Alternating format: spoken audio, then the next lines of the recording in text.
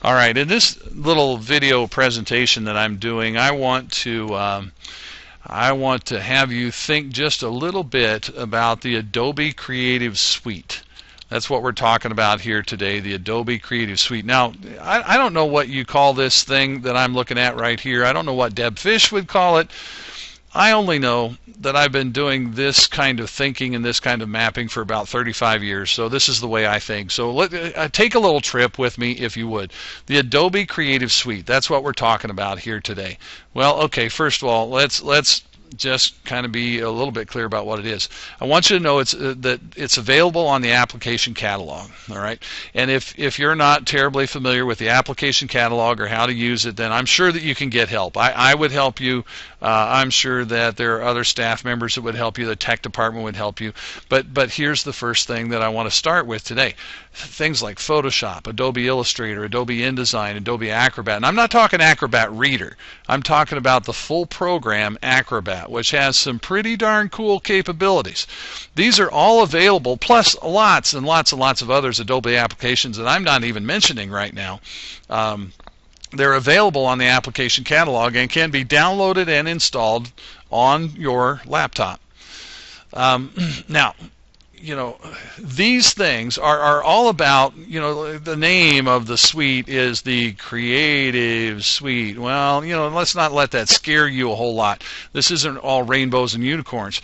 You know, these things are all about helping you find ways to get things done that you want to get done, that you need to get done.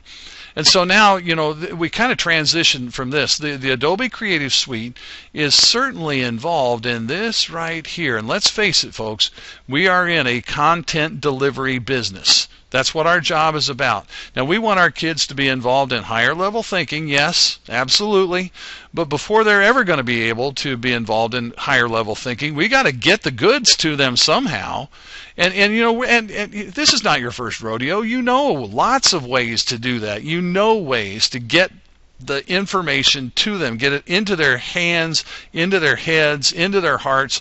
You've got things going they're helping you do this right here. You're delivering your content, but here's the deal about the Adobe Creative Suite. It can shake things up a little bit. You can find new ways to get the job done if you're willing to invest a little bit of time. I'm not going to lie to you here. There's a learning curve involved. You're not going to wake up one morning and be an instant Adobe Creative Suite genius, but if you're interested in it, it can help. Now, this content delivery thing is very tied to a workflow, right? And you guys know this. You're experts at this. You're professionals at this. When you have got to get some content out to your kids, whether, you know, you do it all the time. Do I need to produce a handout? Do I need to get a writing sample to them? Do I need to have something that's diagrammed or illustrated or marked up somehow? Well, this is about a workflow. How do I do it? You know, when I face that situation, how do I do it? And I know that now, you know, when we start talking about your workflow, we very quickly get into this situation right here. I have a way to do things. I have a workflow that I love. Why would I change? Why would I ever mess with it? Well, the first answer to that question is you might not.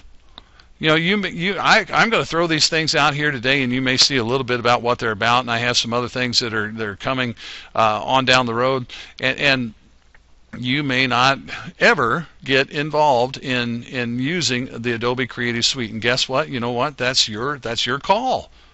It's your choice. You're a professional. You know what your time is like. You know what your needs are like. But here's the other thing. You might not, but you can if you want to. And why would you? Why would you get involved in Adobe Creative Suite stuff? You know, I'm already got a good workflow going. Well, all right. If you're looking just to freshen things up a little bit, if you're looking for something a little bit different, Well, the Adobe Creative Suite could help you do that. If you're looking to customize things, maybe you find a PDF or you find a handout or you find an article or something, or you find something that I really like the way this is put together, but man, I wish I could tweak this little part of it, or I wish I could tweak that little part of it. Well, with a little bit of work, you'll find out that you actually could. Maybe you just want a challenge. Now, I know that there's, how many people does fit that category? I don't know. Are you looking for a challenge? You probably feel like your workload, your daily routine is challenging enough. And let's face it, we've got competition out there. So, doing a little bit of customizing and what I call branding, it kind of helps us meet the competition. I call my room Area 140. That's just me being silly, but the kids know what Area 140 is. They know it's my classroom. So we are competing with all kinds of things that they have access to that are like that. They have an identity, and like it or not, we are competing with those kinds of things. Now, I'm going to kind of walk through a very, very, very quick peek at something that I want you to see in just a few minutes. I'm going to hop over to an Adobe application called InDesign, and I want to show you this document.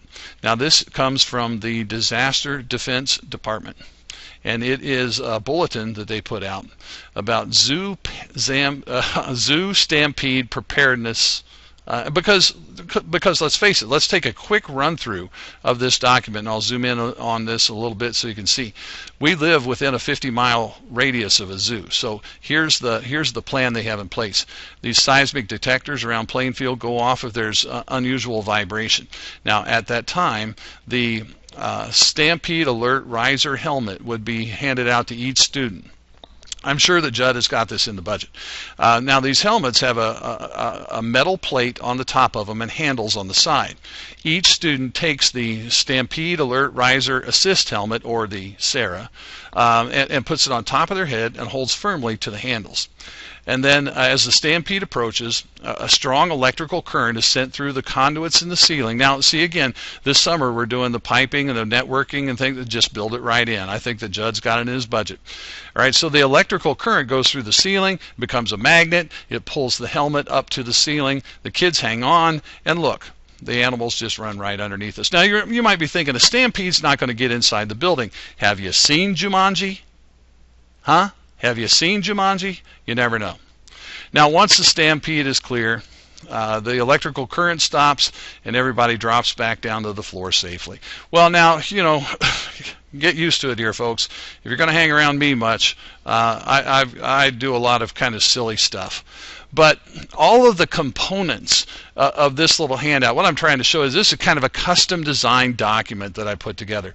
And all of the components were done in Adobe applications.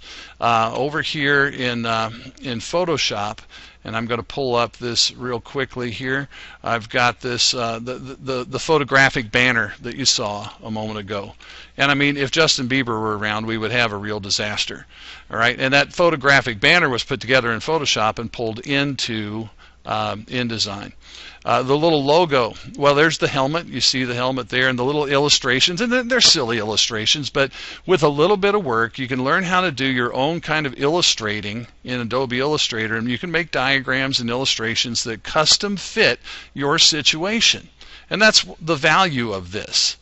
The logo for the Defense Department, again, we've got artboards here where I sat and I did my kind of brainstorming, and then finally wound up choosing this one to go with.